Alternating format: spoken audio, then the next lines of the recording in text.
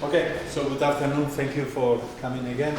So let me just make a brief summary of what we said yesterday. So from applied mathematics perspective, we have changed the point of view, the classical point of view of mechanics, of trying to model winds with fluid mechanics equations or structural vibrations and deformations through elasticity by a data-driven perspective. And the goal is, whatever the phenomenon under consideration is, try to build a function that is mapping, inputs into outputs. And this leads to fantastic applications. So one of them that you probably know is this. Hopefully, you know this page.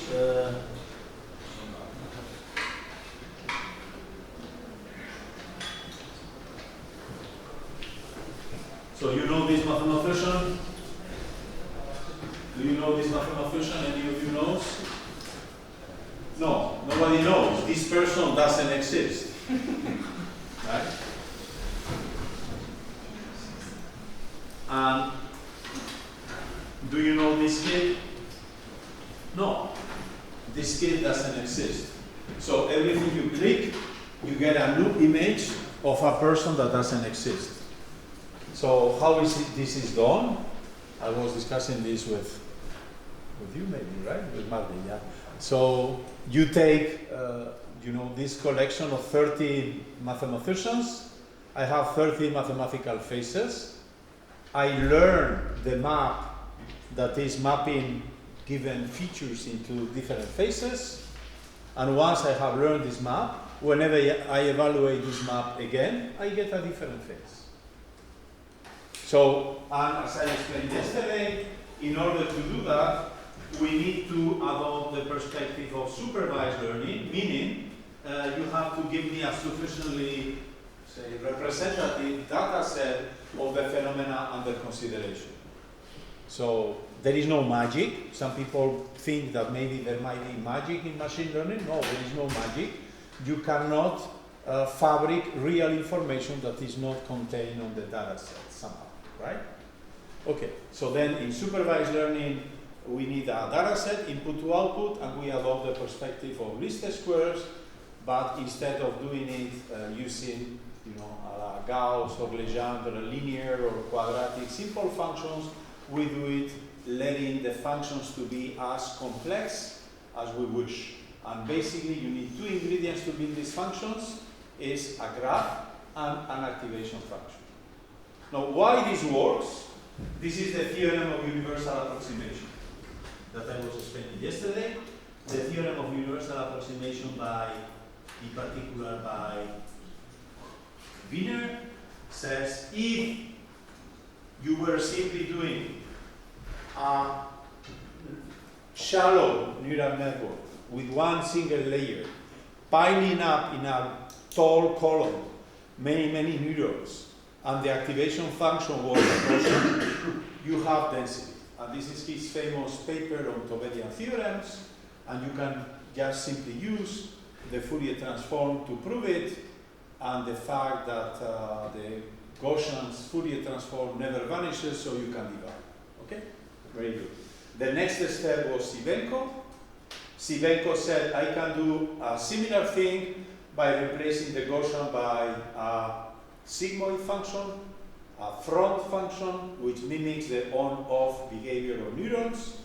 But because of this change of the basis function, he needed an extra parameter, which is the scaling here, right? And the reason for that is that the proof of Sivenko is not the same as the proof of Wiener. Sivenko could not prove it using Wiener because the Fourier transform of this kind of function is not positive anymore. It's kind of, you recall that in the context of Shannon information theory, the Fourier transform of a step function is a sinc function, which oscillates a lot. So you change time. So you cannot apply the same principle. Actually, the proof of Sivenko, which is a very nice master exercise, uses the Ham-Banach theorem. Ham-Banach says a subset of a given, say, Hilbert space, say L2, will be dense if any function that is orthogonal to all the functions in this class has to be 0. So why the only function that can be orthogonal to all these functions has to be the 0 one? Let's check in 1D. Well, actually a function that is orthogonal to all these functions has to be orthogonal also, this function h, has to be orthogonal to every single neuron. But now think on this sigma and let a go to infinity. What happens with this sigma when the slope a goes to infinity? This becomes a Heaviside function.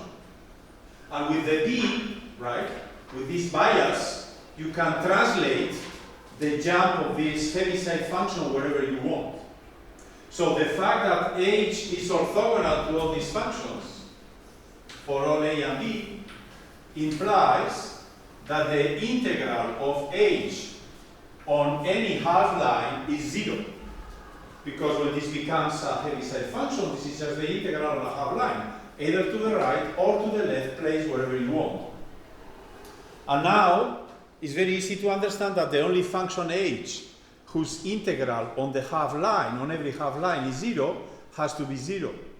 The reason is that if you give me a point to see that this function h has to vanish here, the only thing I need to check is that the integrals on small intervals around this point vanish, but the integral on this interval is nothing but the integral on this long half line minus this other shorter half line. So h has to be 0. So this is Hambanach. Then there has been a lot of literature on, say, constructive approximation theory to prove convergence rates. This has been done in particular using all the know-how of the finite element theory for a good reason. And is that, you see, whenever you replace the sigmoid by the ReLU, if you consider such a linear combination here, what you get is a piecewise linear and continuous function, the same as the functions you get in the finite element setting.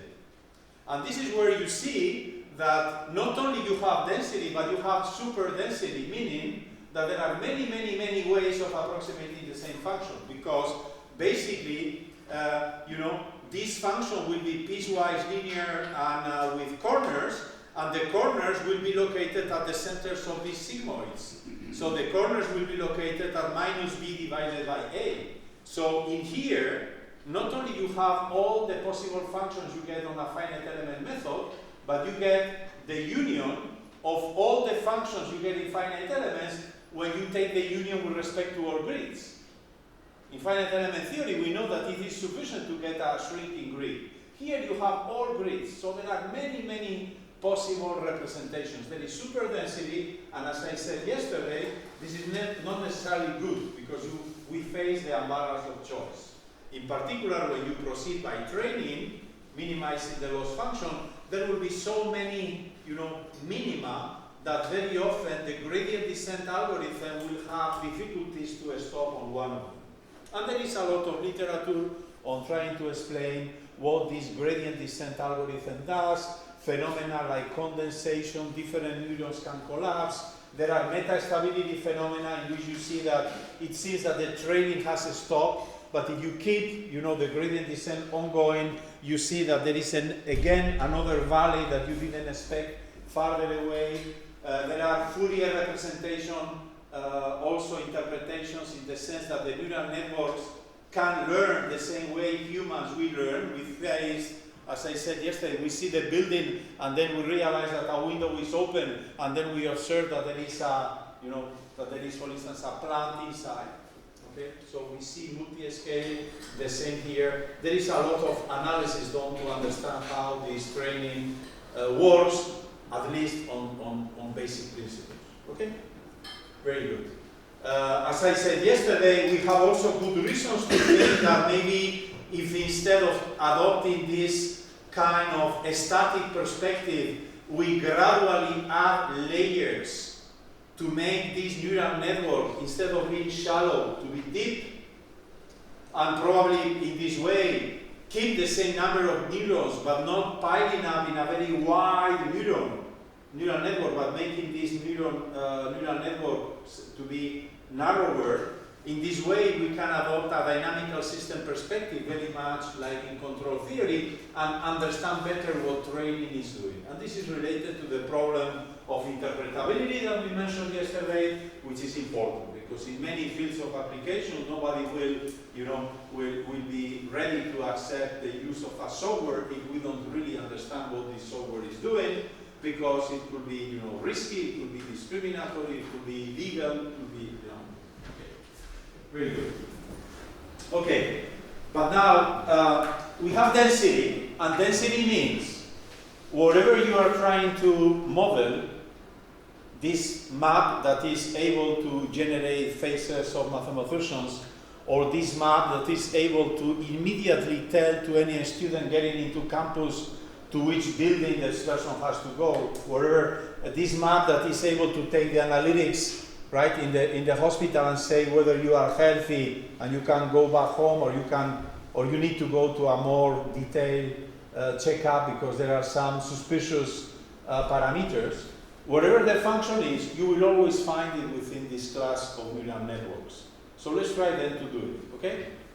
But then the problem is that we have to deal with giant problems. We have to consider, for instance, try to build a tool like a large language model that is able to answer to all questions that you might have in mind, right? So this morning I was discussing with Bardi about, for instance, large deviations in probability. Well, you expect ChatGPT to know, but to know in a way that not only sends you to the Wikipedia page, but is able to interact with you so that you can really ask, but please tell me more about the link between the theory of large deviations and the behavior of a stochastic, noisy differential equations, and please tell me in which way the convergence is proved.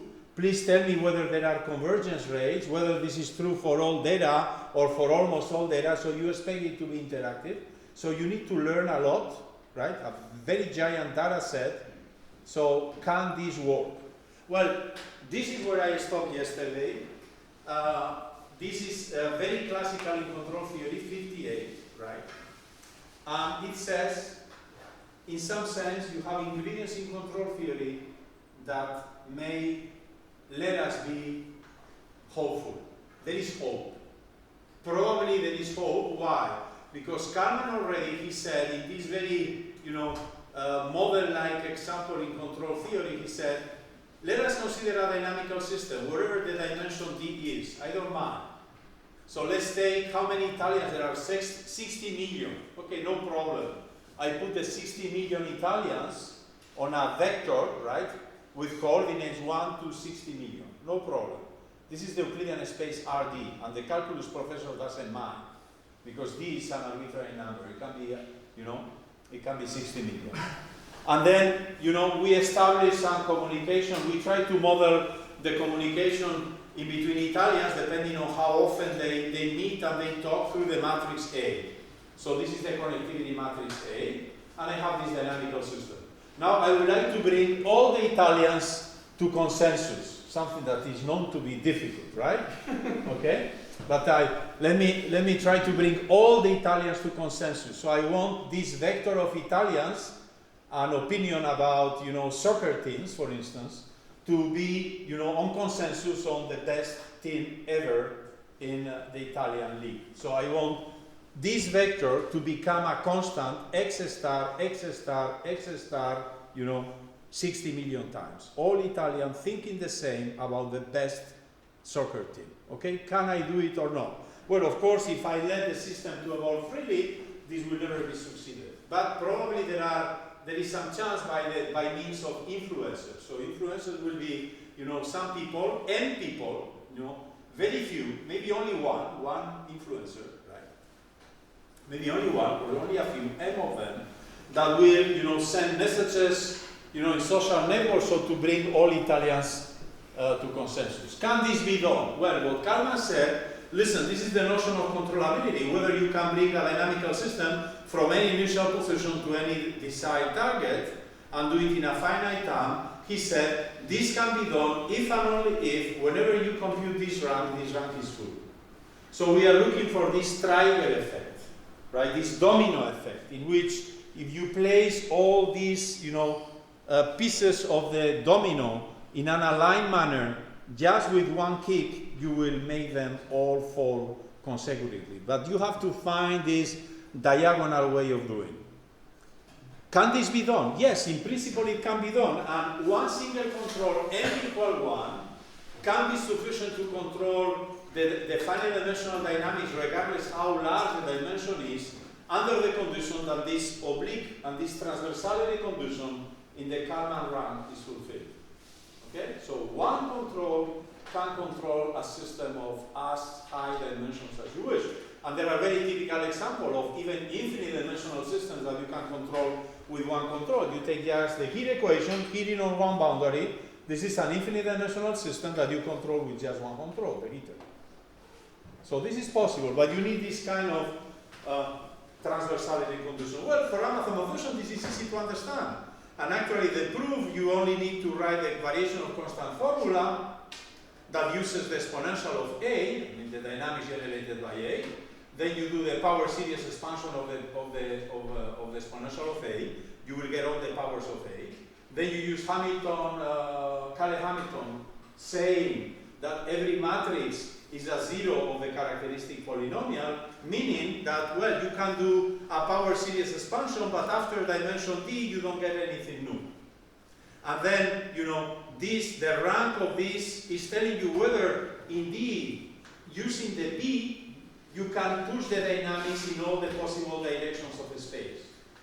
If at any point in the phase space you can push the dynamics in any direction, then the system is controllable. If for some reason when you compute the rank, you get here d minus 1, it means that there is one direction in which the system cannot be controlled. This is what happens to humans. I can walk, but I cannot fly. I am controllable in 2D, I am not controllable in 3D. Okay? Very good. But now you see the complexity of the problem. So mathematically this is very easy, but nobody wants to spend the weekend computing the rank for a matrix A, right, of 60 million, rows and columns. Actually, DeepMind, using artificial intelligence, recently was developing new algorithms to multiply matrices faster, right? And you wonder why? Well, I mean, intellectually this is very easy, but nobody wants to multiply big matrices, right?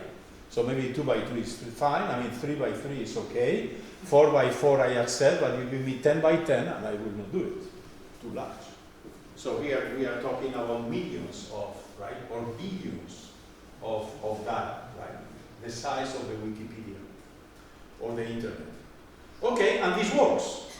And this is classical control theory. This is the optimal control computed by Pontryagin. This tells you how to park optimally the car. And this is very nice.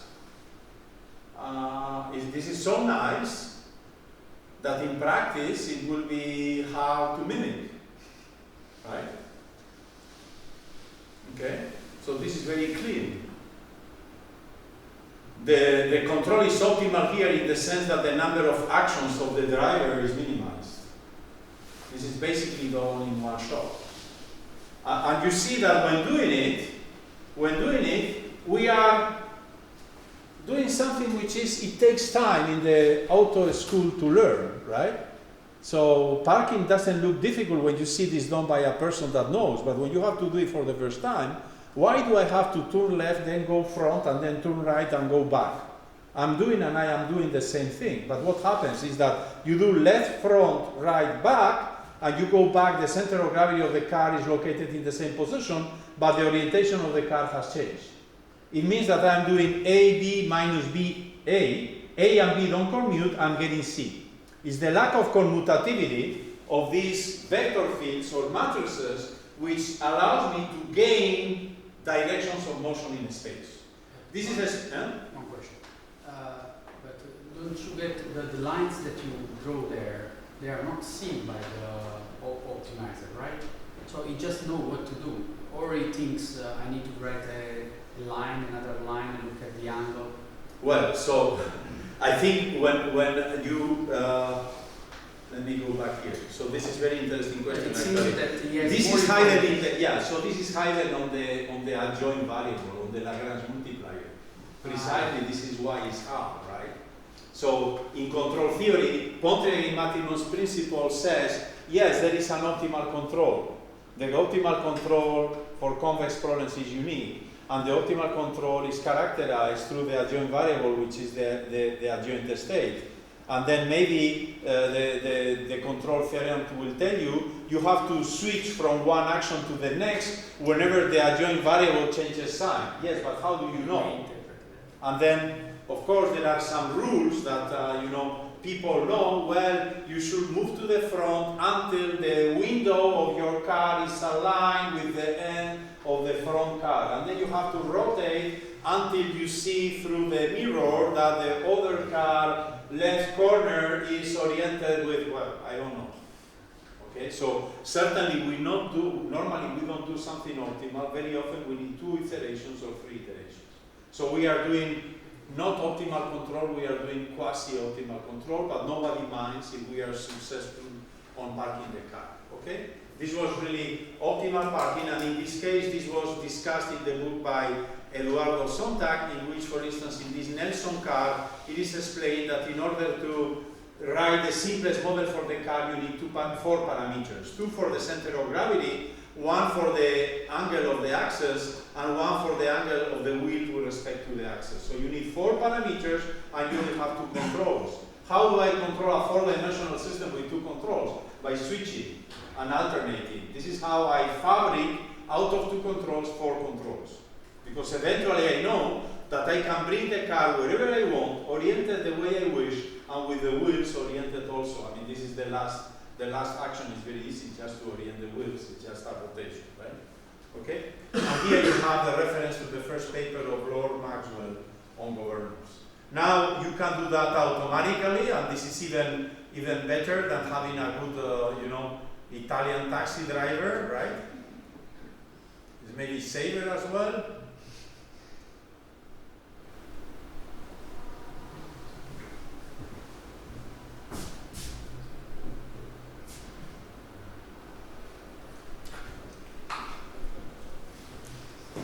Optimal parking, right?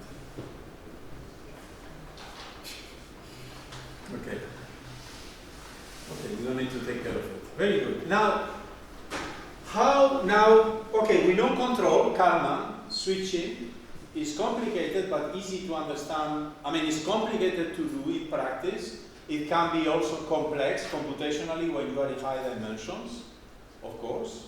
Intrinsically, you see it's complex. Already a car, we see some intrinsic complexity on the exercise, and this is just 4D, right? Imagine that we are now, as we said yesterday in ChatGPT, we are in dimension 175 billion. Imagine that if you had to get a driving permit to drive a car in a say, twisted Euclidean space of dimension 175 billion, it will be complicated, right? Okay, but how do we link these 2 fields more precisely? The idea is the following. This is the ansatz of Wiener or Sivenko that for us is static. So we see a function depending on x, and of course we try to approximate by a function depending on x. Piling up neurons, very much like in classical vector spaces, except that this time this representation is nonlinear due to the impact of the coefficient a and b that, as you have seen, play a fundamental role also in this proof of Hammond. Okay? So the idea is the following. Instead of piling up all these neurons in one shot, something that for me is very hard to figure out, right? Because you tell me in one shot, right? So this will be like building up one of these IKEA furnitures in just one action. That will be very complicated. I mean, when you have to build an IKEA furniture, you need the steps. You do this in the first step, then in the second step, and after 12 steps, you are done. Okay, and hopefully, right, if everything is well done, there are not items left. Whenever an item is left, it means that you jump in some of the steps, you did something wrong. Okay? So we prefer to do things gradually. For us, it's much easier to understand and learn gradually. So why don't we do the following?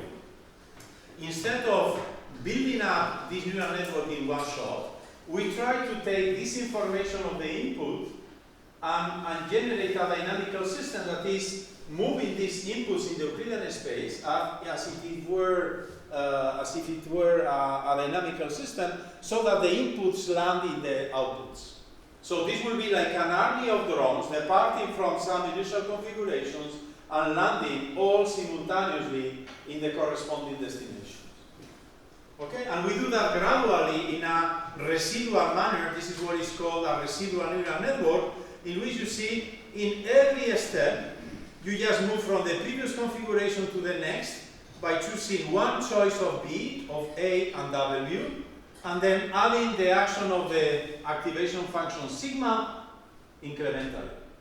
So of course you don't need this parameter H. This parameter H is here multiplying W. It's just to evoke that this really looks like an Euler discretization of the differential equation down here. And this is what we call neural differential equation. So now you see we have radically changed the perspective of, modeling through mechanics, in which you have to say if fluid, Navier-Stokes or Euler, if elasticity, the Lamé system, if heat, the heat equation. No, we always take the same neural differential equation, regardless of what the application is. And for instance, as illustrated here, the application is very simple. You have a data set of blues and reds. I don't mind what they mean. I need to separate them. I need the blues to the left, like in a soccer match, and the reds to the right. So can I succeed by dealing with this ODE?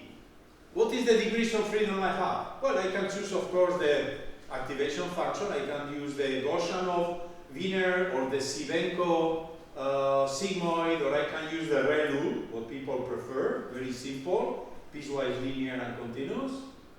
But once the sigma is fixed, the only degrees of freedom I have are the WT, the AT, and the BT. But then, this is a control problem. Then these parameters, depending on time, are in this nonlinear context. This is nonlinear because sigma is a nonlinear function. This is nonlinear control theory, but the parameters A, B, and W just become controls.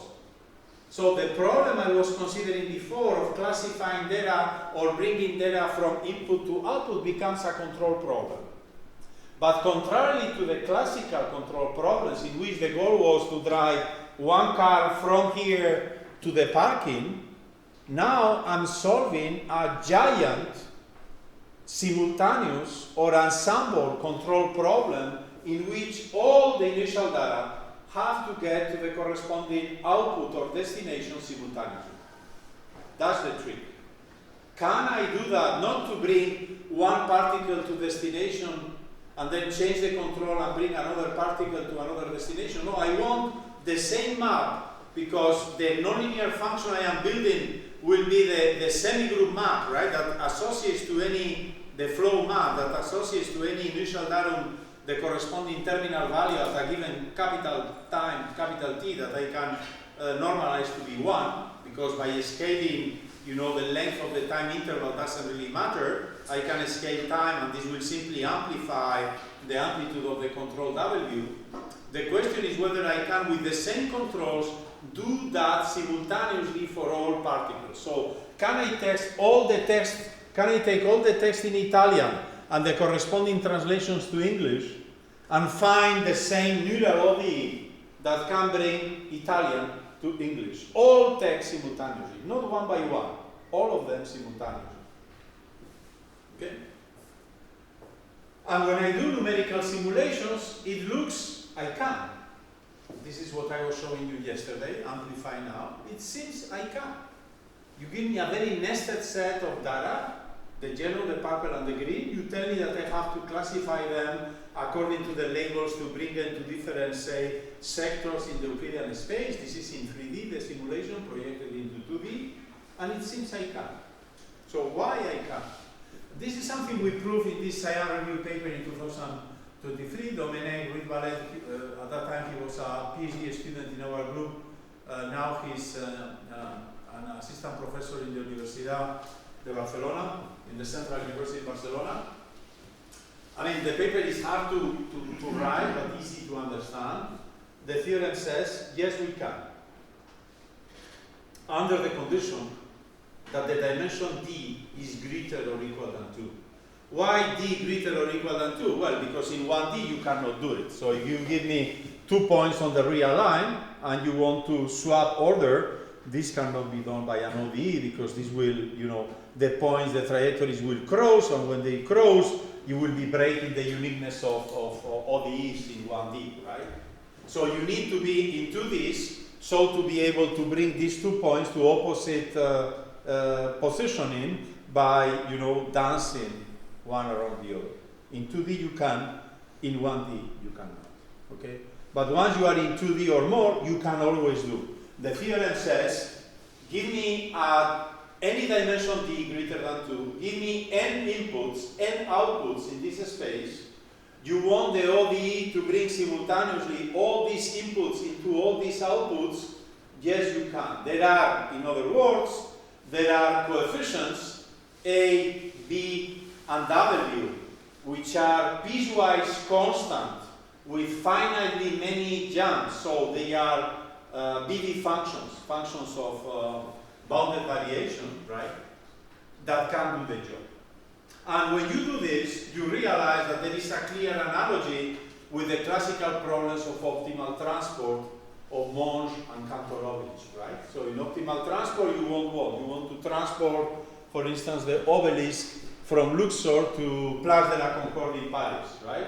Or you can transport wealth from citizens through the tax system so that people earn fellowships, pensions, and so on, right?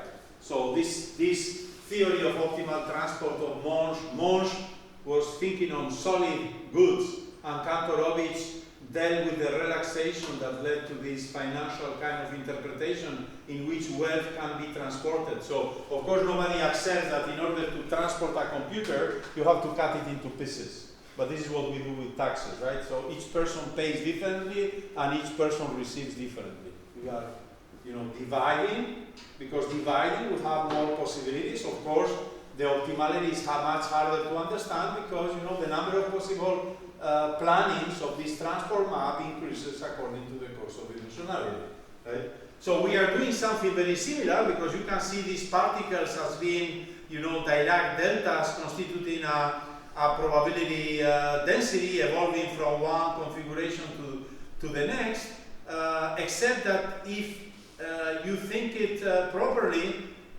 you realize that we are doing transport in the sense that to any ordinary differential equation you can associate the corresponding transport partial differential equation, but this will not be optimal transport in the sense of Monge and Kantorovich because I'm not considering the optimality issue. I am not thinking of how much energy I will be burning on this transportation. What I am rather doing, I am restricting the kind of vector fields that I am considering to have this very peculiar and simplistic structure.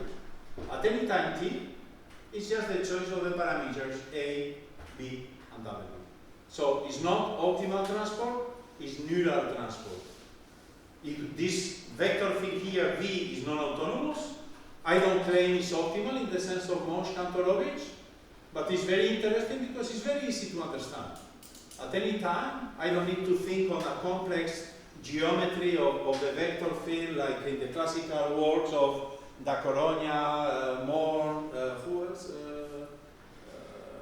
This first paper on this was Da Coruña, I don't remember now. Okay, and there has been a lot of literature, in particular in the Italian school, on optimal transport. I don't need to think on sophisticated geometric dependency model, Da Coruña model, I think it was. On sophisticated dependency with respect to x. The dependency with respect to x is very naive, it's always the same sigma. I only need to be concerned about the choice of the parameters A, B, and W.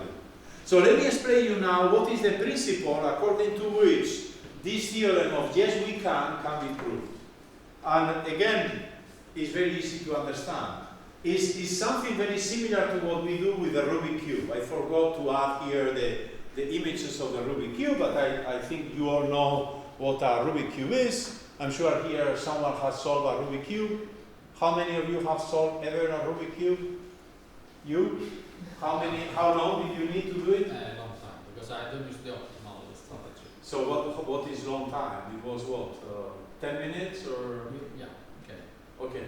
So I think the world champion is like Seconds. it's like 4 or 5 seconds, right?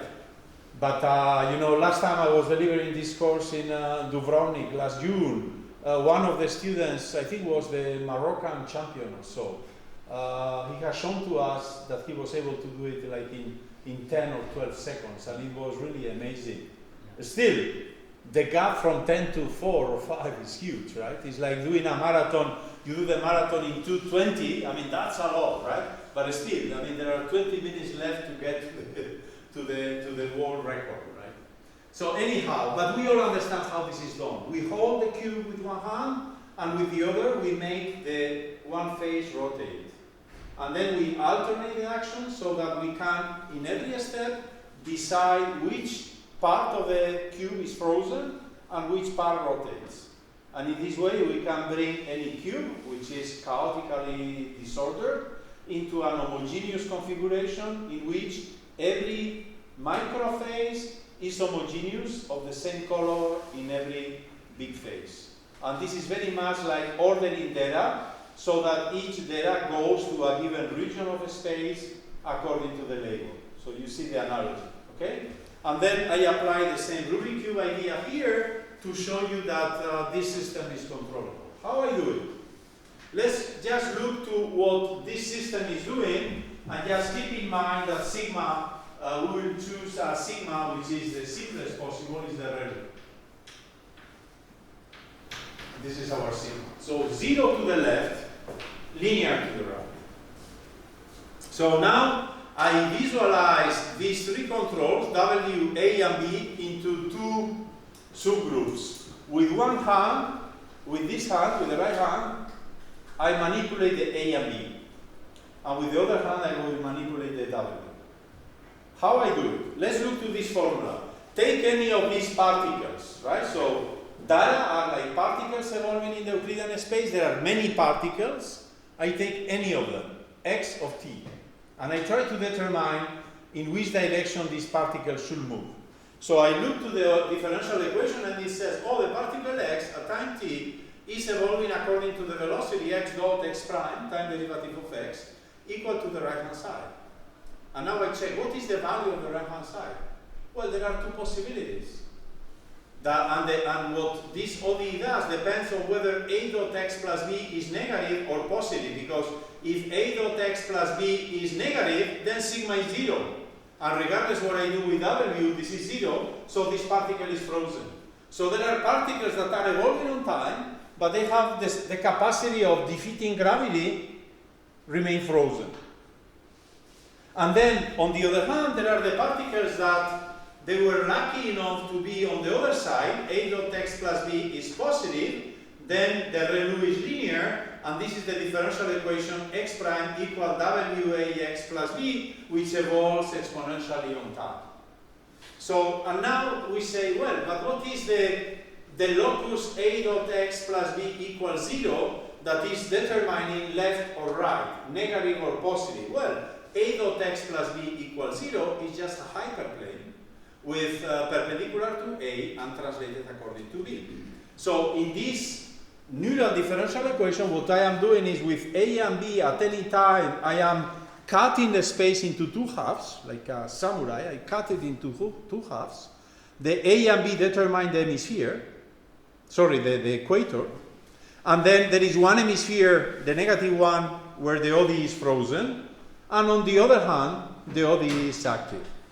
And what is the W doing? Well, the W is choosing the direction of the wind, so that the active part, because the other one is frozen, wherever a dot x plus b is negative, sigma is 0, and this part is frozen, the other part is moving according to the direction of the wind I choose. So I cut and I push, I cut and I push, I cut and I push, and I do this alternation in an intelligent manner, so that of course there is, like when you are playing a chess game, there is a strategy to win, right? Okay, so let me show you how it works. So this is a very simple example. We have 9 particles in 2D, 3 blue, 3 green, 3 red. you see that 8 of them are well collocated, but the blue here is badly collocated in the green area. Now, I'm solving a classification problem. This is a very simple one, in which the learning strategy is just bring each particle to the corresponding basket, like when you are, classifying residuals, glass, paper, organic, okay, and plastic. So here we have 3 categories. So I have to bring the blue to the blue, but of course I cannot do it to the price of bringing the green to, for instance, to the blue area. So I cannot push all these points up, because then, indeed, I will get the blue to the blue, but the green will also penetrate the blue. In the end, the result has to be classification. So here, in our proof, we simply apply an induction principle. And this is why I can do that for an arbitrary number, finite number of particles. You give me n, I can do it one by one by induction. Okay? So, how will I do it in this case? I have 2 hands. With one hand I cut. I determine which hemisphere is frozen and which one is active. And with the other one I push. Let me show you how I can do it with 4. One can do it with 2, for sure. But I will show you for simplicity how to do it with 4. Okay? Here we go. Left frozen, right goes up. Up, moving, down frozen, left. Up frozen, down goes left. And finally, left frozen, right goes up. Okay? I do it again. First motion, left frozen, right goes up. Second motion, down frozen, up goes left. Third motion, down frozen, left. And finally, this. So, I needed 4. You know why I needed 4? Actually, if these 2 particles were not aligned, this one was a bit up, I would only have needed 3. My only goal was to isolate. I cannot stop in this. I can do it here.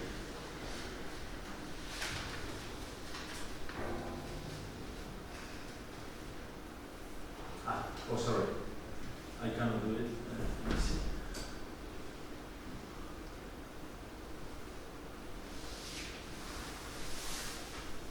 My only goal was to break this alignment.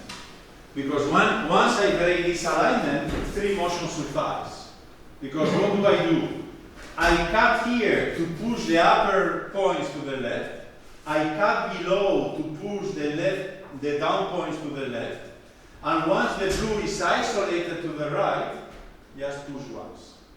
Of course, if this blue had been here from the very beginning, just pushing the right side would have done it with white, right?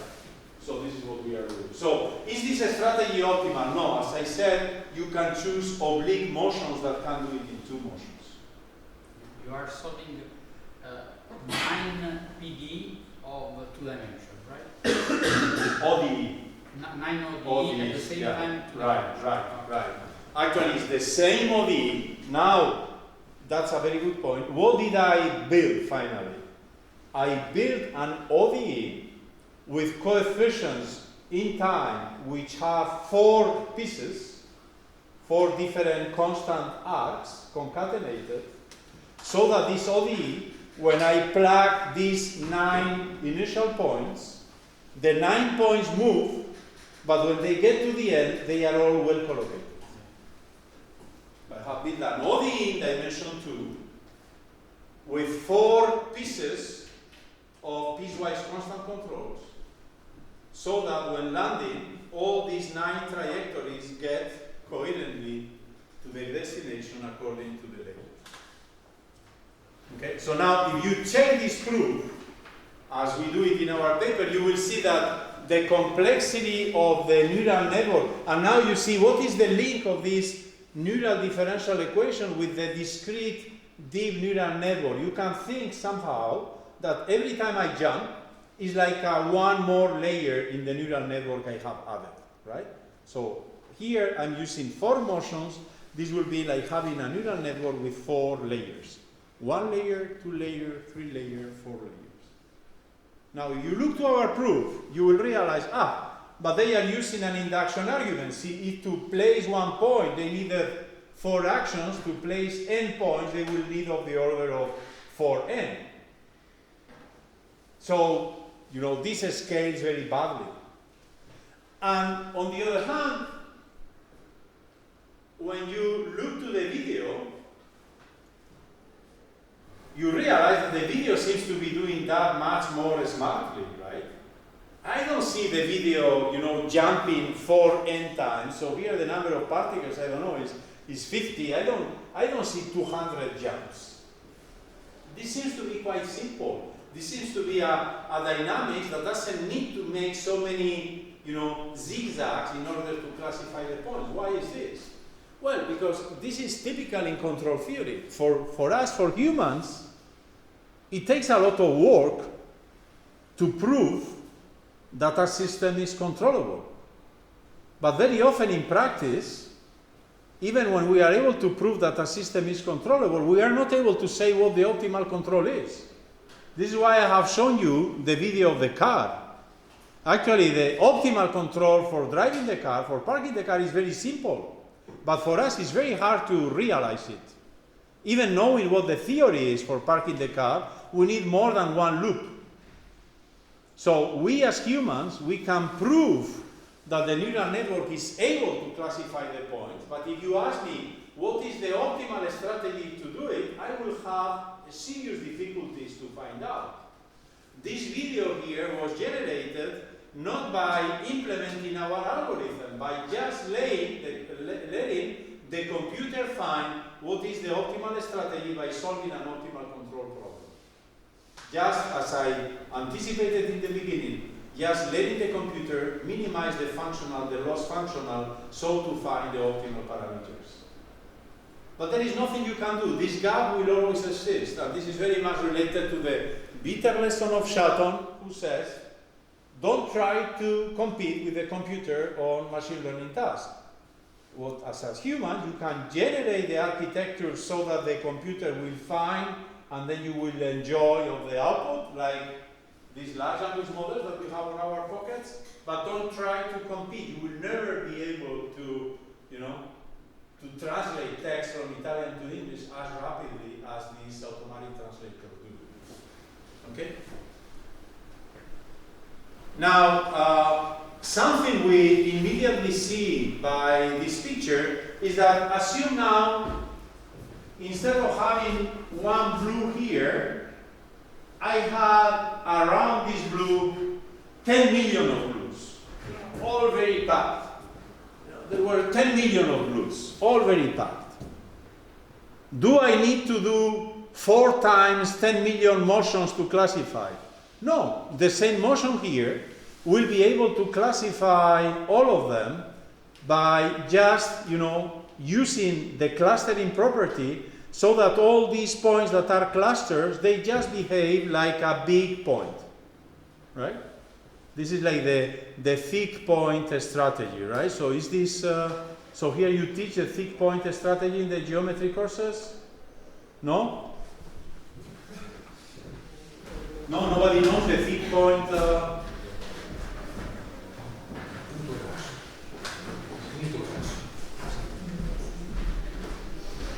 We learned that as kids when we were doing, with ink technical design, right? So they give you a chord, and then you have to design the tangent, and then when you design the tangent, you get something like this. Oh, you miss the tangency from now.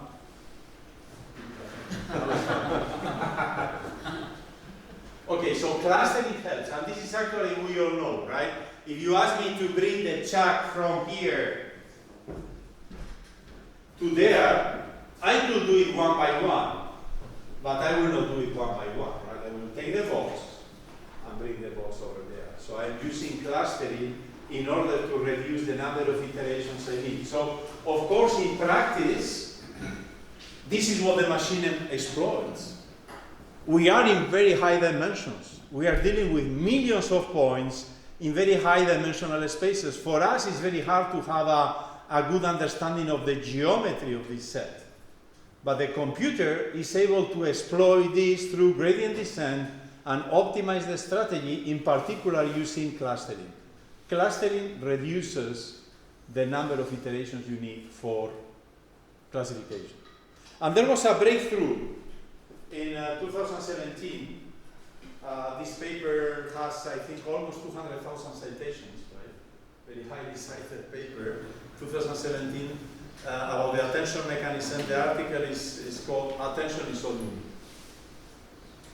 So what does attention do? Attention, basically the way I interpret it is more complicated than that, but let me just make a simplistic and well-adapted interpretation for the purposes of this course. It clusters data. So then we use once more the fact that I am not by any means, when I'm doing machine learning, even if I have chosen to work with this kind of, architectures, I'm not bounded to use these architectures. I can do also other things.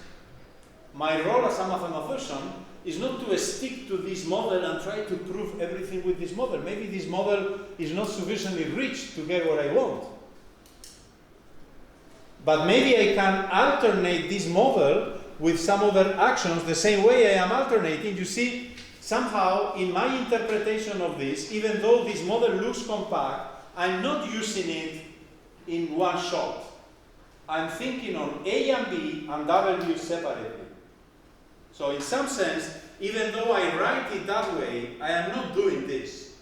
I am doing a step in which I choose the A and the B, and in the next step I choose the W. Very much like Rouget-Kutta does when solving numerical schemes. That was the key point in Rouget-Kutta. I mean, of course, we follow the intuition of Euler, that we solve ordinary differential equations step by step.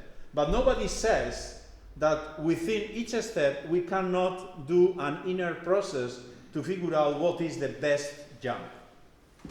There are like two times involved, right, in Rouget-Kutta.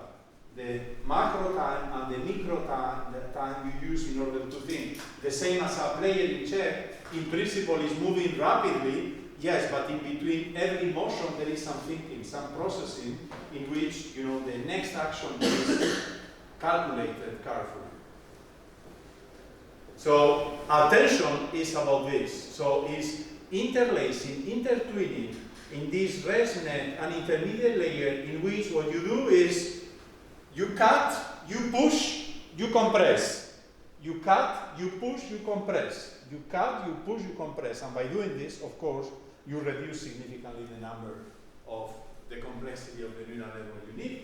And the attention mechanism is very simple. There are several versions, but you see this kind of dynamical systems. This is joint work with Alberto Alcalde and Giovanni Fantuzzi. You can guess that Giovanni is Italian, right? He's with us as well. Both of them are with us. And you see this kind of very simplistic dynamics. So again, this dynamical system, right? Tokens or particles. Particles are called tokens in the context of large language models, but for us are just points in the Euclidean space. And they are also evolving incrementally from the previous position to the next, to the previous position to the next. There is some incremental parameter. This is like the h or the delta t in an Euler discretization. And their motion is defined by something like this. So basically what you do in every step, you just watch. You are here, sitting here, Zi. You look to the configuration of all others, and you just follow the leader. Right? It's very much like what happens when you put kids on the patio and they start to play. Right? So they group. There are some leaders, and each kid has his own preferred leader. Right? And then every particle follows the corresponding leader. By following the leader, they have the tendency to cluster. Okay? So, and then how is this leadership determine? Well, you just look to scalar products. So you are sitting at the position I am Zi. You are, 30 other people around me. I just compute my scalar product with all others. And I choose as leader the one who has the biggest scalar product against me, which is somehow the attracting force, the attractiveness of this other individual with respect to me. So every particle moves, and this is what is said here. Oh, but there is a sum. Why? Well, because it could be that I am placed in a configuration in which there are two leaders that are equally aligned with respect to me. In that case, I have the embarrass of choice, and I don't choose one or the other, I just do the average and I go in this direction. So at every point set I, at any time, you give me n particles, doesn't matter how many there are, I just take from any particle the scalar product with all others, and every particle will move in the direction of the leader or the average of the leaders that are the most attractive with respect to each particle. This is actually what we do, right? So, you go to the cinema, there are like 7 movies in this multi-cinema, then you rapidly identify the leaders, and then out of the 2 that are left, you go to, only one of them. So here you can, you can make just a compromise and you see half of each movie. Okay? And then you can prove that with such a very simplistic dynamical system, regardless what the initial configuration is, this time-discrete dynamical system converges to an equilibrium configuration, in which all points essentially are leaders, and therefore the motion ends. Because all points have clustered around a few of them which are leaders. Right? And this is what happens, for instance, in political dynamics, where you have 30 million people voting, yes, but in the end there are 4 leaders or 5 leaders, and then eventually there is a game, and then every subgroup of people chooses one leader, and this leads to the constitution of the new parliament. Right? And then it's very easy to see, of course, this algorithm is very efficient. And then here I didn't say, where is the training, where is the control aspect, where is the degrees of freedom of this system? Well, of course, the degrees of freedom is that you can put here matrices A, so that basically you are choosing the scalar product. You don't need to choose only the scalar product of the Euclidean norm. You can take any other matrix that defines a different scalar product, and you can in particular also regulate the amplitude of this jump. So there are at least, all these control parameters, the amplitude of the jumps, and also the orientation of the scalar product that will, of course, make that the constitution of leaders varies. And then if you do that and you run the system, you will see how rapidly, out of a configuration in which points were randomly placed, then in a few iterations they have the tendency to focus around 4 points. Now if you tell me, Enrique, you have to classify these points, I have 2 options. One option is, I just apply from the very beginning the theorem of yes, we can, and I do it with a ResNet. Given that there are many points and they are very mixed, probably I will need many iterations. And the second possibility is, first, you let me use the attention mechanism for clustering, and once this is done, I classify them according to our ResNet. Certainly, this second strategy will be much better. Okay? And this is something we humans do spontaneously when we're trying to solve complex tasks. For instance, you have to build a puzzle, this joke, right? That the guy that was offered a puzzle, or he found a puzzle at home, and then he did it, and he was very proud. He went to see the friends and said, "Oh, you see, I have solved the puzzle. It took me only 6 months." And you say, 6 months? Why are you proud? Because it's written only after 3 years, right? So normally in the puzzles it's indicated how many years the kid should have before trying, right? So he succeeded doing in 6 months a puzzle for 3 years, and he was very proud, okay? So, but how we do it with the puzzle is very complex. It's very hard to begin, right? So what we do, we first cluster. We say, oh, all these blues maybe are a sky. All these reds maybe is a roof. All this green maybe is a tree, right? and all this yellow is maybe sand. And then we group them, and once we have these groups, we start trying to figure out how to put them together to make the shape emerge. So clustering helps, and the attention mechanism is a natural way of putting order out of disorder. Now, in practice, given a data configuration like this, what is the best scalar product? As I said, I can do this attention dynamics, but I can distinguish. So you see I left here a space 3 in purpose. I can modify the Euclidean scalar product by choosing the matrix I place here. So how can I know what is the optimal scalar product that will cluster faster these points? I mean, it's very hard to say. This is one of these hyperparameters that the computer is left to choose also freely. So then the architecture that in the end we are going to use, I thought I had a slide, but maybe I forgot in the end, or somebody is here. You know, the architecture I choose in the end is I, alternate between residual neural networks and self-attention layers, and I let the computer in every step to choose the best parameters.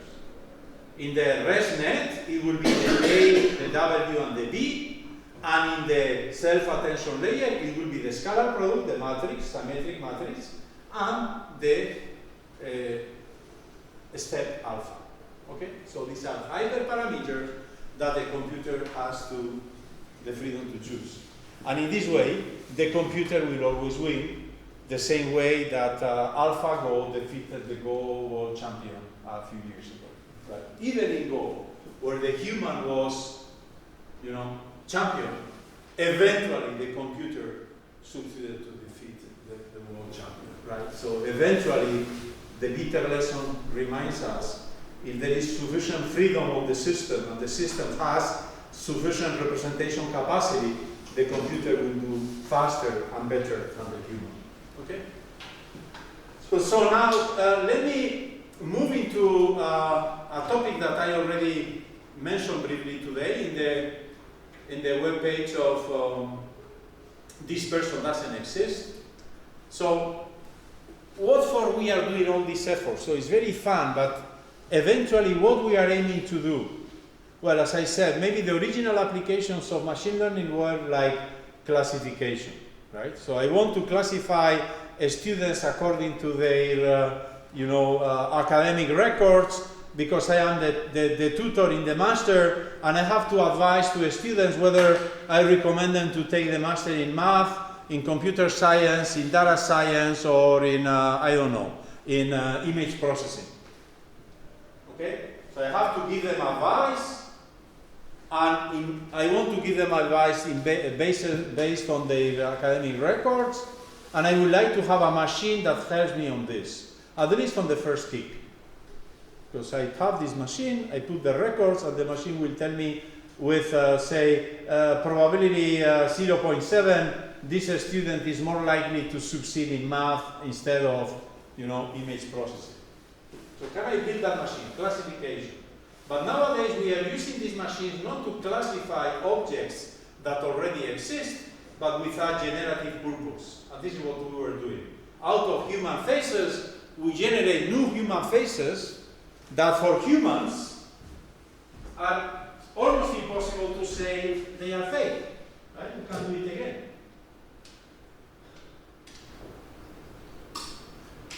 The page is very easy to recall.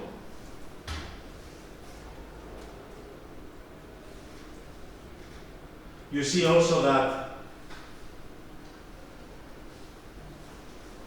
in this context of machine learning, it's not math, where, in math we use terminology that very often doesn't sell very well. Here the marketing is fantastic, right? You don't need to recall the address of the web page, because you will never forget the page whose name is This Person Doesn't Exist. You see it once and you recall it forever, like when you learn Viking, right? So this person doesn't exist. And if you have seen this web operating 5 years ago, you will have seen probably very obvious defects, like two asymmetric eyes, or signs that will indicate that this was really not a real face, but rather the mixture of different faces. Now, nowadays, I find it very well done. Do you see any sign that this person doesn't exist? Do you see anything that looks artificial, robotic, not really human on this face? It's very hard, right? It really looks like a person. Well, this person doesn't exist. It's hard to believe. And this is why, nowadays artificial intelligence is also needed in order to detect what is fake, what is true. Because the human eye is not able to do it, right? And this is related to cybersecurity and many other, right? Many other very, very challenging topics related also to security and, right? So how can we check if he does not exist? Does the machine check him? Yeah, the machine can do. Yeah, so the adversarial neural networks are somehow able to detect whether this has been post-processed or not. Okay.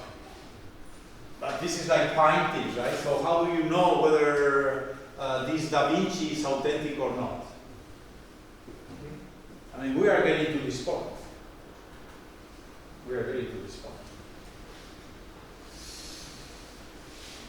Until now, when in Prague, it was very, very hard to copy Da Vinci, so there were only very few people suspicious to be the one who made the fake version. Now machines do it very easily, right? So this issue will become more and more relevant, right? So how do you know when you pay, I don't know, 1,000 euros for a bag? How do you know this is Gucci or not, right?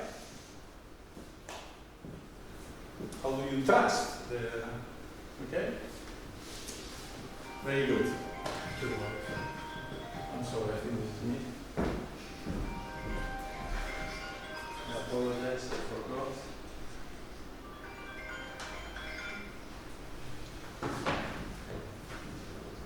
Okay, let's go back.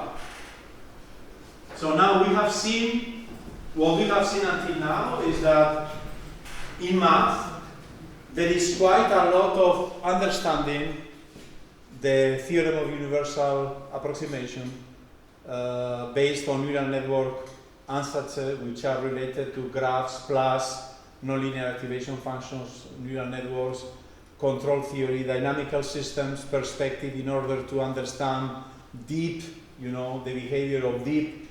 I mean, normally deep doesn't mean that there are millions of layers. Deep, a few layers is already considered to be deep, right?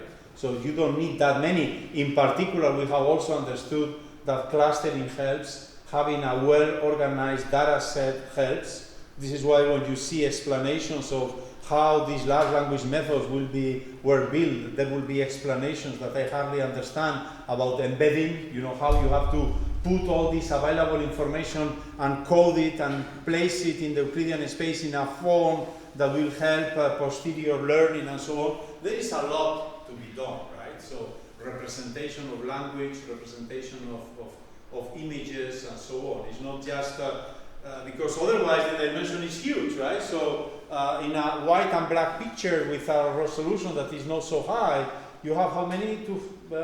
256 times 256 pixels or something like this. And when you compute, this easily goes to dimension, I don't know, 80,000, right? So you are working in the Euclidean space of dimensions 80,000. You better be careful when you represent images, for instance, of a given class, right?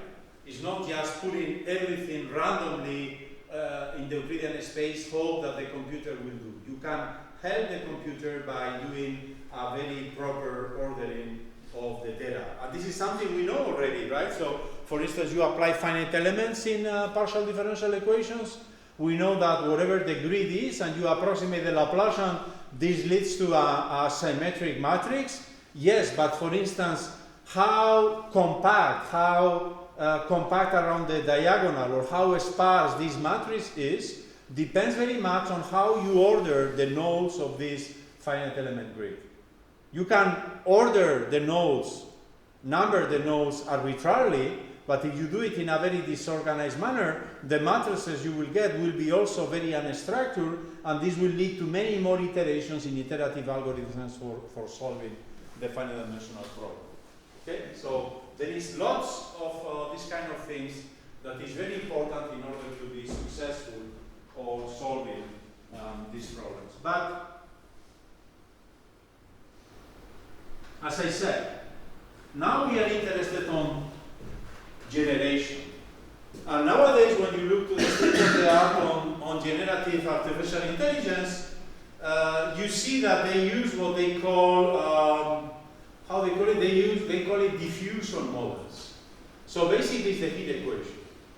And then we find a very interesting surprise that it turns out that everything we know about partial differential equations becomes useful in this context of diffusion generation. So this will be a lecture in itself. Let me just go quickly through it. This is the heat equation. For those that we know it's very easy. We know that this is the Gaussian diffusion for heat, right? And this is joint work, by the way, with Can Liu, who is now assistant professor and associate professor in Dijon in France. In this context, there is a well-known classical inequality by Li and Yao in geometry that says something a bit sophisticated in principle. It says, listen, the Laplacian of the log of u, whenever u is a positive solution of the heat equation, the Laplacian of the log of u has this lower bound. Say, well, very interesting, and so what, right? What does it mean that the Laplacian of the log of u has this lower bound? By the way, you see that when the dimension of a space n increases, and this is something that happens in machine learning applications, and we have said these black and white pictures, 256 times 256 pixels, lives in a Euclidean space of dimension 80,000. So it's not dimension 1, 2, and 3 as in classical PDE theory, but it's dimension 80,000. Okay. This inequality deteriorates when the dimension increases. So maybe this is why people like D'Aprato and so on spend a significant part of their time solving the heat equation in infinite dimensions, right? Something that I never understood very well, which is complicated intrinsically. But you see, there is a good reason for this. There is something that is lost when the dimension goes to infinity. I think you will be very happy to see that, you know, these developments are really based on the solution of the heat equation in very high dimension. Okay? But this inequality is true. So what does this inequality mean, in your opinion?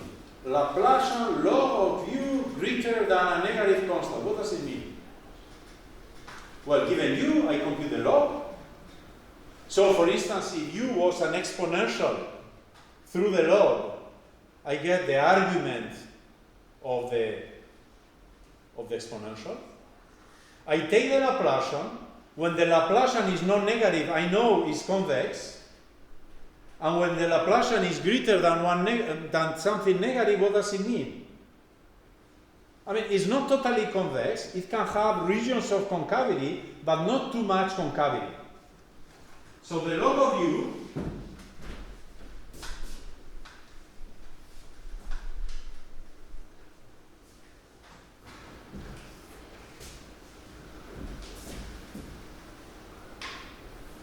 can do something like this.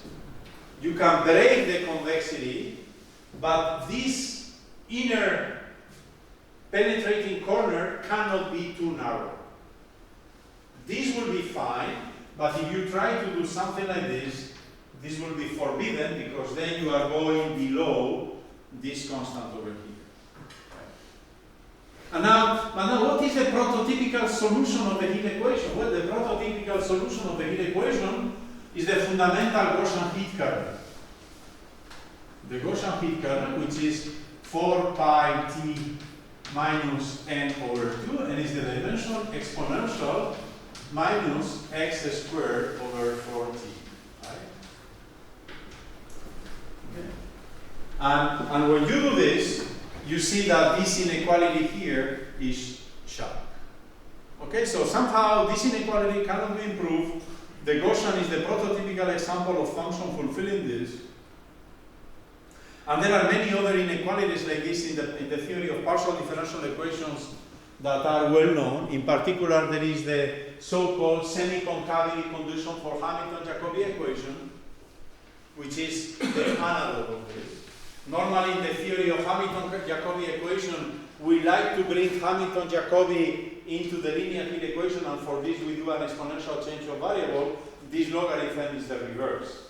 If you take a solution of the heat equation, the log of u is a solution of a Hamilton-Jacobi viscous equation, and this is very much related to topics that maybe you can lecture another day, related to viscosity solutions, large deviations, probabilistic interpretations, distance functions, many topics that have been a very rich literature both in the field of probabilities and analysis and PDEs. Okay, very good. So this is something we know now.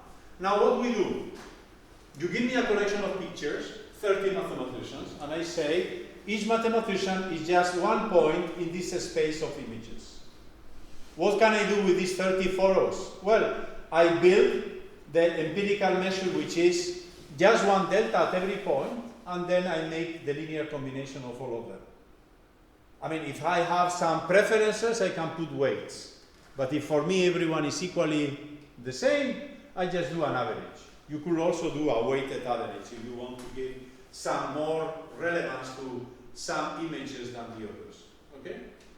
Out of this, I solve the Hill equation, and I know what the output is going to be. The output is going to be just the mixture, the combination of all these Gaussians, just linear superposition of the Gaussians. And then I take these images, and through this Gaussian, they diffuse, right? So then, you see, I will have images of cats and dogs, and these cats and dogs, through the Gaussian, they will start mixing, and eventually I will start having animals that will be hybrids, like between cats and dogs, that I will hardly be able to classify, okay? But this is not what I want, because out of these images, I will be mixing them and merging them and getting kind of, mutants that will not really look as members of the original family. And this is what I want. When I say this person doesn't exist, I don't get a blurred images of two persons that have been, mixed together. I really get a net image of a person that doesn't exist but is believable. Okay, so for doing this, once I have moved forward, I now come backwards. How I do it? When I try to solve the Hill equation backwards, now I realize that the Hill equation is ill-posed in the backward sense of time. The Hill equation is the prototype of problem that nobody can solve. It's ill-posed in the sense of Hadamard. So, but the trick is, and this is not very difficult, is to write the minus Laplacian of the Hill equation as plus Laplacian minus 2 Laplacian. This is true. And the 2 Laplacian, I write it as divergence gradient u. And the gradient u, I write it as u gradient u divided by u. And then the gradient u divided by u is the gradient of the log of u. And when I call this gradient log of u, as is called in machine learning, I call the score function, I find a Fokker-Planck equation like this. But now, when I solve this equation backwards in time, I realize that the Laplacian is helping me. Because the plus Laplacian is dissipative in the backward sense of time. So this Fokker-Planck equation is well posed. So I have succeeded to make this backward resolution of the Hill equation something that was non-tractable to be, doable thanks to this transformation, provided I know the score function. Something I know because in this particular case, of course, the score function can be computed explicitly because I know what u is. So the gradient of log of u is just the gradient of this divided by the same function. And now, why did I mention this Lie and Yao inequality? Well, because when you are trying to solve this equation backwards, what happens? You need to do some energy estimates to realize that this process is under control. And precisely when you do the energy estimates, according to the classical theory of convection diffusion models or Fokker-Planck equations, what you need is precisely a lower bound on the divergence of the vector field. But what is the divergence of S when S is the gradient of log of u? This is just the Laplacian of log of u, which is the Lie-Yao inequality. So surprisingly, inequalities that were proved in the context of geometry for heat processes 40 years later are the ones that explain that this forward-backward resolution of generative diffusion models is a stable process. Okay? So now once you have realized this, you say, oh, you take the book on diffusion processes and they tell you, listen, the diffusion process is just modeling the probability distribution of an stochastic differential equation. So then when we say that we are solving this heat equation backwards, we are just understanding how the probability of these new images that I am solving, generating backwards, how this probability will be distributed. But if I really want, whenever I click in this person doesn't exist, what basically this app is doing is taking this PDE, extracting out of this the random, the noisy corresponding ordinary differential equation and realizing one of these trajectories. What you see whenever you click, you solve this stochastic differential equation and the output is what you see. That's the idea. Okay? And then, well, this is the energy estimate and this is what it happens, right? So this is a simulation that was done by Kang Liu. So here we are trying to express, well, we are in 2D, imagine that this is the whole space of images, but you are dealing just with images that are living in this lemniscata. For instance, cats and dogs, right? But you only have a few samples. You have only these few samples to start. You generate, this score function, and then starting from any point, you launch the backward resolution. What happens is that this set becomes the attractor of the dynamics. This is in the deterministic case without noise. This is in the noisy case when you put some noise. So what do you see? You see that in this forward-backward resolution, you start randomly. When I say this person doesn't exist, the computer samples the Gaussian at the final time, takes any final configuration, solves the stochastic differential equation backwards, and then emerges the corresponding image. What do you see? Well, you see all these particles flying to be close to the original region, but without really getting exactly to it. And what I'm doing then? Well, for instance, when I get an image here, what is this? Well, it's not a cat. It has something about dogs. So you see here a new image in this red cross of a specimen which is a mixture of cat and dog. Right? And then you can play, of course, with many parameters. In particular, you can also play with the stopping time. If I stop early in this process, I will be here.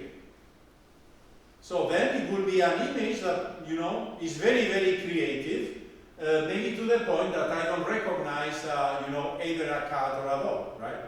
But depending on when I stop, I will be closer or I will be farther away from the original set of images, and then of course you will see this kind of diffusion starting from the initial location of the images. You will see like onion rings evolving, and this will be the space of images you are exploring by this forward-backward diffusion process.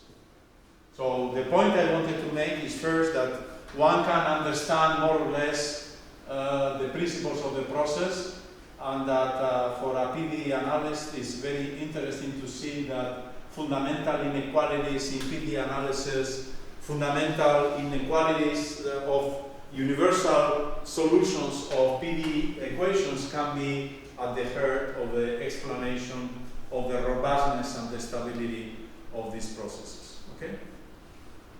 Very good. Let me just move to the last part.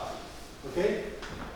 So again, this is more for PDE analysts. I'm sorry you don't know PDEs. Maybe still this is interesting. This is part of the history.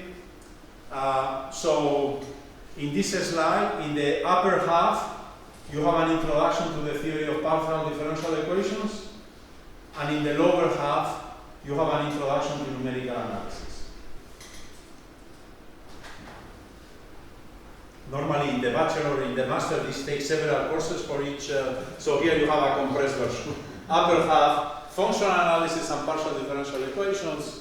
Lower half, numerical analysis, finite element methods. So you see, in the upper half, you see the contribution of Hilbert. Right? So it was David Hilbert who basically, I think it was in 1900, 125 years ago, he said, well, I mean, stop, right? So all these mathematicians are trying to solve partial differential equations explicitly, right? And they succeeded pretty well. I mean, Gauss found the Gaussian for the heat equation. D'Alembert found the D'Alembert, the wave representation for the wave equation. Fine. No, there are Maxwellians for Maxwell equations. There were some explicit solutions, but Hilbert said, this is not the way to go. You need to think more abstract. And he said, his intuition was, listen, when solving the Laplacian, which is the prototypical elliptic partial differential equation, the one appearing in particular whenever you chop off time and every process gets to equilibrium, he said, this has to be like in linear algebra, right? So in linear algebra, and this is the calculus of variation, right? Which is one of the specialties here in Italy. So Hilbert said, when you solve this, it's true, you can always claim that the solution is this. But this is a bad response, because this seems to indicate that in order to solve this system, I have to invert the matrix. Gauss already indicated, listen, you can do Gauss elimination, and it's much faster than computing the inverse of the matrix. But conceptually it helps. Now what we know is that if A is positive and symmetric, it's even easier, because you can just minimize this function here. And the graph of this function is just a paraboloid. And in order to minimize a paraboloid, you don't need to do anything. You just need a tennis ball, right? You don't need to do anything. Just take a tennis ball, place it here, and the gravity will do the job, and you will get to the minimizer. So this is the principle of the calculus of variation. You don't solve PDEs. PDEs are hard to solve. If the PDE is variationally symmetric, you can build a problem of the calculus of variation of minimization, and minimizing is in principle easier because you can let the gradient system decay from any initial configuration to the global minimizer. Okay, and this was the idea of Hilbert, but at that time he knew that the energy to be minimized was this difficult energy. But he didn't know in which space this had to be done. And it took actually many years until these spaces were built. This is what we call Sobolev spaces. And Sobolev did this in the 30s. And I think Laurent Schwarz got the Fields Medal for the theory of distributions even later. So these things took like 40, 50 years to fully understand the plan of Hilbert. But now, this is elementary. You see how things evolve, right? Now, this is elementary. This is in the first page of any book of functional analysis for PDEs. It took the genius of Hilbert and 40 years of work to be able to complete the program. But once this was realized, people immediately, this arose simultaneously to the emergence of the computer. And after Second World War, this led to the revolution of modern computational mathematics method, in particular the finite element method, where people said, listen, if this problem can be solved as Hilbert said, because this Sobolev space is a Hilbert space, and this is just a convex quadratic continuous function, coercive, that I can minimize using the direct method of the calculus of variation or by gradient descent. What I can do in practice is, of course, I cannot work in the space H10 omega. This is an infinite dimensional space. I cannot think of an infinite dimensional space. But I can take finite dimensional projections. These are the finite element methods, which consist simply on replacing arbitrary functions by piecewise linear and continuous functions. And then this problem restricted to this finite dimensional subspace, of course, is still convex, continuous, coercive, and there is a minimizer. And with a little work, I can prove not only the convergence, this will be called gamma convergence if you wish, is not only the convergence of the minimizers of the finite element subspace to the PDE solution, but I can even estimate convergence rates. So this is 100 years of applied mathematics. Okay? But now we are very tempted because we learn about neural networks, right? And we learn about the theorem of universal approximation. So what is the temptation then? It's very, very tempting. Every analyst will do this. Every analyst will do this. Say, oh, but now according to Wiener or Sivenko, this ansatz is also dead. So why not, instead of minimizing in finite element subspaces, why I don't minimize Hilbert ansatz within the manifold of functions that are represented by this neural network formula with a given number, capital K, of neurons. If needed, I would let K greater and greater and greater to get better approximations. The same way in finite elements, I do dimensions finer and finer and finer to increase the dimension of the subspace and guarantee convergence, gamma convergence. I will do that later. So, I can even compute the dimension of this subspace. So this subspace of function, there are k neurons, as we said yesterday, in every neuron there are d plus 2 parameters. As we said yesterday, if sigma is the ReLU, I can even merge W and A or make A to be of unit norm, then the dimension will be k times d plus 1. It doesn't matter. This is a manifold within the space, Sobolev space H1, of this dimension. It's a finite dimensional manifold of functions within an infinite dimensional space. What do you think about minimizing this function? Do you see any inconvenience of doing this? Is something lost when I minimize this quadratic functional of Hilbert in this nonlinear manifold? What do I lose? Convexity. Why? Because we said, warning, this is nonlinear on A and B. And yesterday already when I draw the loss function, I said you will lose convexity because of this. I mean, the reason is simply that the composition of two convex functions is non-convex, right? What do you need for two convex functions to be convex? The composition of two convex functions to be convex. You need both of them to be convex and the outer one to be monotonic, right? This is what you lose. This functional will not be convex. So probably this will be something to be analyzed. In this case, maybe you have a gamma convergence result, but it will be very hard for you to compute the global minimum of this functional within this manifold. Why? Because this is a non-convex optimization problem.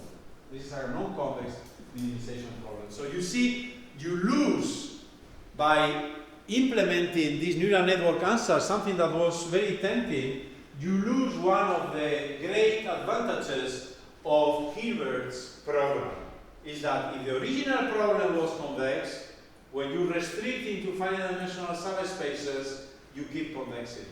The price to pay for moving from subspaces, linear approximation theory, to manifolds, non-linear approximation theory, is the loss of convexity. And then, yes, maybe you can write a nice paper saying the global minimizers of this will converge to the PDE solution, but then if a practitioner comes, he will tell you, yes, but, and so what? How can I compute the global minimizer if the problem is non-convex?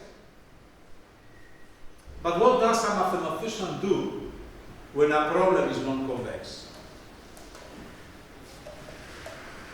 Well, you convex it. So it's like, basically it's the same principle as the thick point, right? If there is no tangency, what do you do? Well, you make it tangent, right? So here is the same, right? So the problem is non-convex, I convexify. So how does the convexification work? This is a classical concept in, I think it was introduced in control theory by Young measures and so on, has many different applications. And it's something interesting from a practical perspective. Of course, this is a trivial interpretation of convexification, but it is still meaningful. So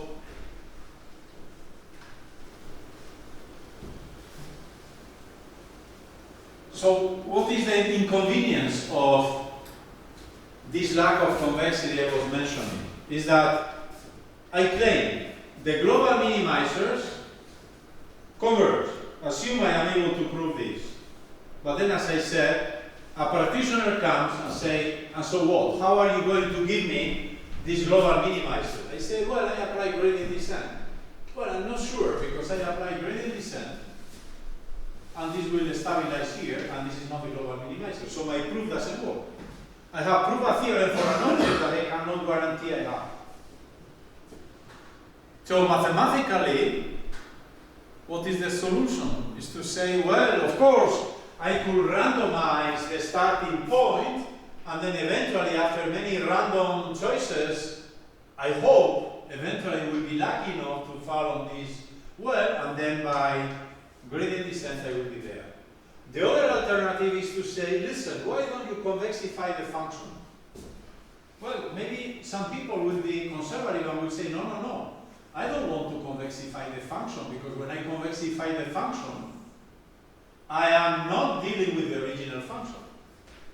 Yes, but it doesn't matter, because the global minimum is the same. And now if I minimize the convexified function, I know I will fall into the global minimizer. So this is the principle of convexification. Of course, when you convexify, you are not dealing with the original problem, but very likely you will be able to prove that there is no gap in the two minimization problems, and then by minimizing the convex problem, things will be much more natural and easy to be implemented. So what does convexification here mean? It's very simple. You do it in two steps. First, here we have k neurons. You let k go to infinity. So this finite sum becomes an infinite series. But then you think on this infinite series as a Riemann sum, and you say, well, the Riemann sum, when I make, the mesh of the grid of the Riemann approximation of the integral, I make the grid finer and finer and finer. This goes into an integral. When I let it go into an integral, this is what I get. So you see, the point of view changes. So until now, sigma ax plus b, I was observing this as being a function of x with parameters a and b. Now I change perspective, and what I see here is a function of three variables, a, x, and b. So this is now a big sigma of a, x, and b. Every time you give me a, x, and b, the triple, I compute a small sigma of a dot x plus b. Okay? Why do you call it shallow? Why do you call it shallow parameter? Shallow because it's only the Silenko answer, only one layer. And precisely the paper by Alessio Figali you were mentioning was trying to do something similar for multi-layer networks, and this is much trickier. So this is why I present here in only in the shallow case where the convexification is easy to understand. So now you see, you have this function of A, X, and B. What happens by Fubini, when you integrate sigma of AX plus B, you integrate it against A and B. You get a function of X. And now, what is the connection between this integral and this sum? Well, of course, as I said, I can move from this sum to this integral just by taking infinitely many neurons and making the sum denser and denser as in a Riemann sum. But I can also go backwards by saying, listen, if this measure mu were atomic, as when I was collecting the image data set that I had into the empirical measure, if mu were atomic, and then the center, the atoms were located at AJ, DJ, with mass W, I will get back to this. So there is a one-to-one correspondence between these two representations. Any finite sum can be embedded into this integral with an atomic measure, and whenever you give me this continuous representation, for the case where mu is atomic, I go back to the Siebenko answers. You can do, of course, the same with the Gaussian of inner, and this will be just the convolution with the Gaussian. Right? So you do this with the Gaussian of inner, there is no A, and this will become just sigma is a G, X plus B, so this is just the convolution of the Gaussian with the measure mu. And this is where you see a new difficulty appearing. So in principle, we are very happy with this, because now this is linear in the measure. So this is something amazing in this convexification process. We made something non-linear, non-convex, become linear and therefore convex when I plug it into a quadratic. To the price of what? To the price of moving from a finite dimensional space of dimension k times d plus 2 or d plus 1 into an infinite dimensional space of measures. What do you prefer? To be linear in the space of measures, which is infinite dimensional, or to be non-linear in a finite dimensional Euclidean space? Well, my feeling is that life here has to be more comfortable, right? Let's see. Let's try to minimize, follow Riemann, or Hilbert, sorry, and try to minimize the Dirichlet energy into now under these ansatz. Yes, but what is the argument now? The argument is the measure. So now I have to minimize this functional, but in a space of measure. So I lose the Hilbertian structure. People will say, well, don't worry, measures which are bounded, they weakly start, converge, you will have accumulation points, is not so bad. We are ready, we have understanding of, spaces of measures sufficiently not to worry too much about this. Yes, but still, now I have to prove, in order to apply the direct method of the calculus of variation or apply a gradient descent strategy, I have to prove that this functional is coercive. What does coercivity mean? What does coercivity mean? Think on Wiener instead of Siebenko. V is now the convolution of the Gaussian with the measure. So I tried to analyze coercivity and I said, well, no, this is coercive. V mu is bounded in H1. This is, of course, coercive in H1. But what I can say about V being in H1 with respect to the measure, this is like the convolution. That's the convolution word. Right? So it's like, okay, you order a coffee, you say macchiato. And then after you are served the macchiato, you say, no, I prefer espresso. Please remove the milk or remove the sugar. Can you remove the sugar out of the coffee? Once it's mixed, can you unmix? No, this is a highly reversible process. It's the same as in the Hill equation. And doing the convolution is the first example in image processing where you realize that all problems are imposed. Why? Because, as we know, when I apply the Fourier transform of V is going to be the Fourier transform of the Gaussian times the Fourier transform of mu, and this is exponential minus chi squared times the Fourier transform of mu. Therefore, the Fourier transform of mu is exponential chi squared the Fourier transform of V, and of course, this exponential multiplicator make me lose any kind of information I may have. I mean, there is no way I can make this operation to be bounded in any, for instance, Sobolev setting, regardless how many derivatives I put on one side and how many derivatives I am willing to lose on the other. So this problem is highly non-coercive. So be careful. So what is the message here is you have to be very careful. It's very tempting to say that now that we know neural networks, we are going to solve PDEs using neural networks, and in this way we don't need to learn anymore about Sobolev spaces and fine and numerical analysis, finite elements and so on. This is not true. You will do nice drawings, of course you can do this.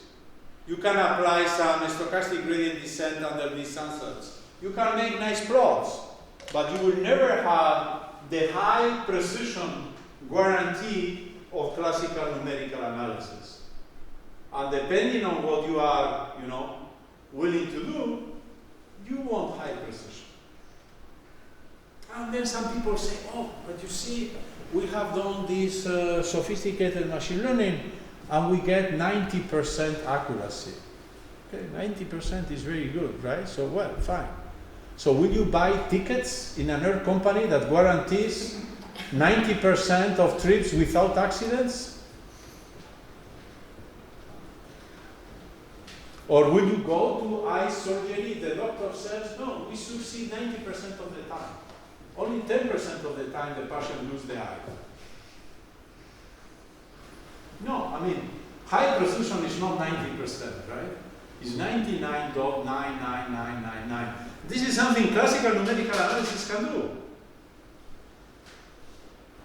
This is something classical numerical analysis can do because, all this is very quantitative. I know the coercivity constant is the Poincaré constant. The Poincaré constant I have not, of course, the explicit value, but I can have very good estimates according to the geometry of the domain omega. Therefore, I know how coercive this is. I know how many steps in a gradient iteration I have to do in order to be H-close.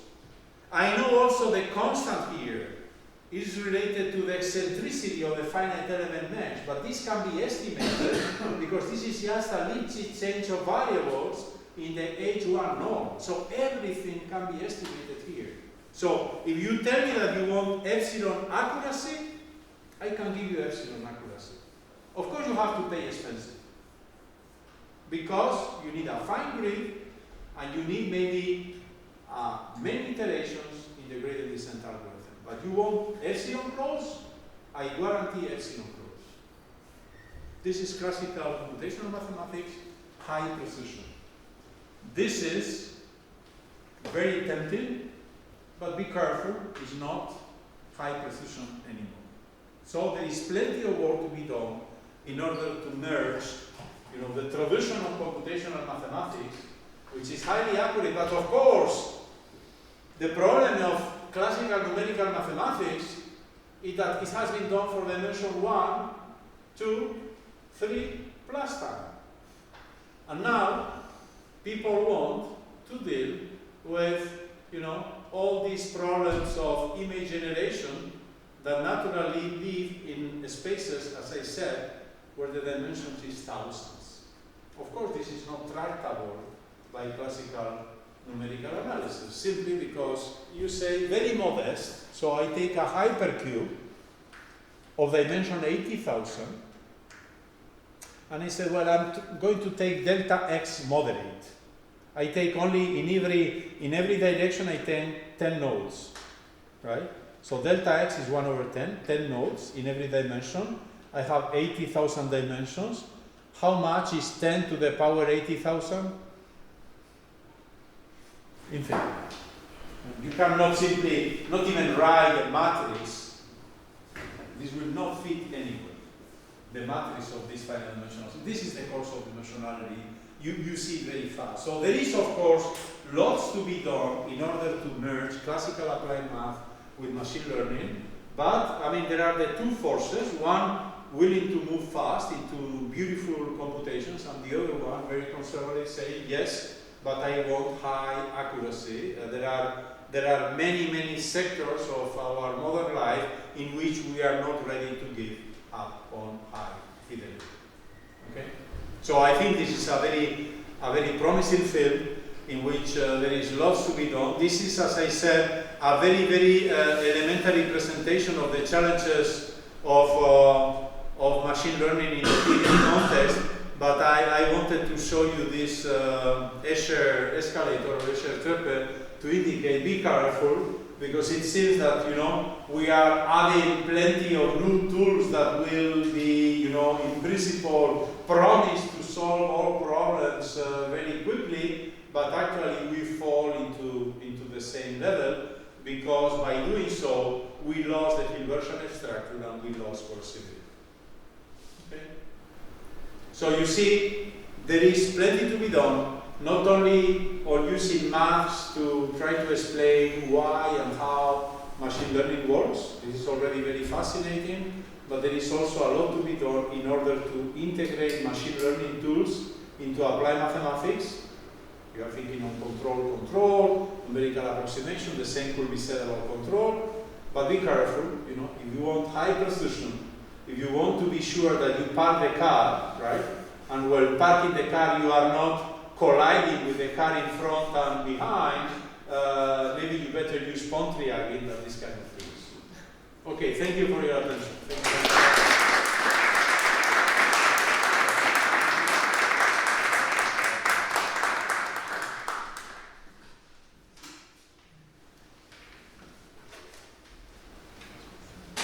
Do you have estimates of the error for this?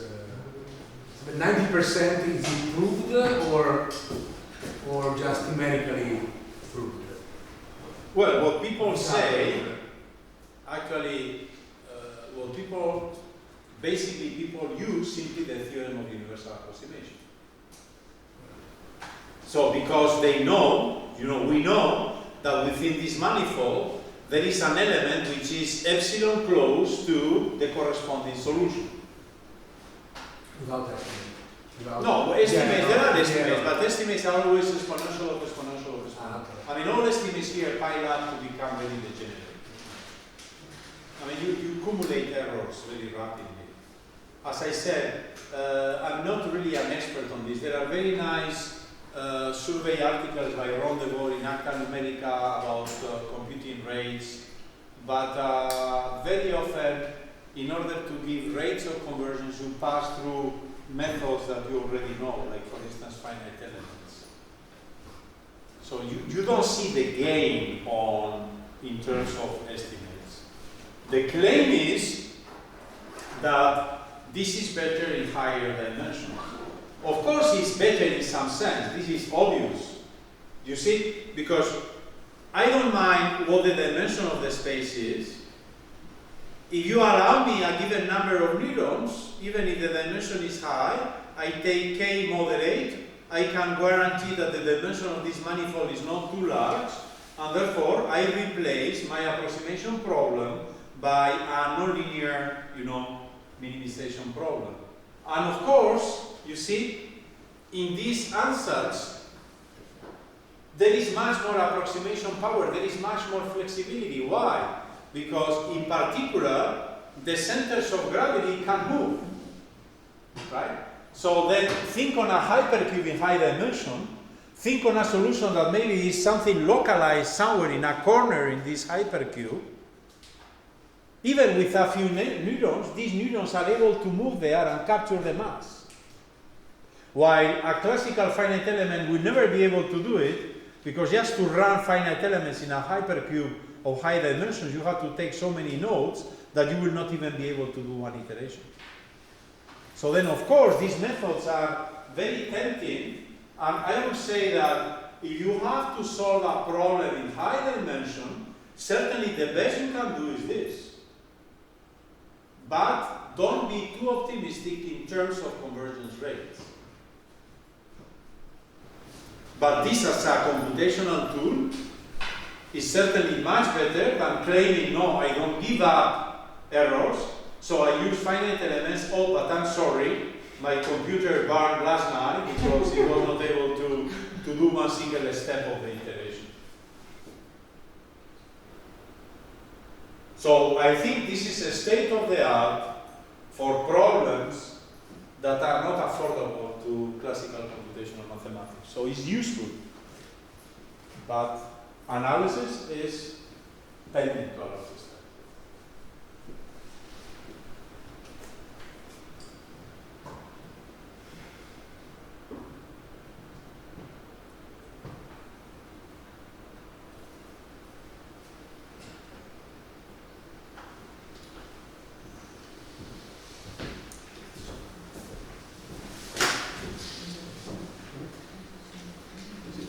Thank you again. Any other questions?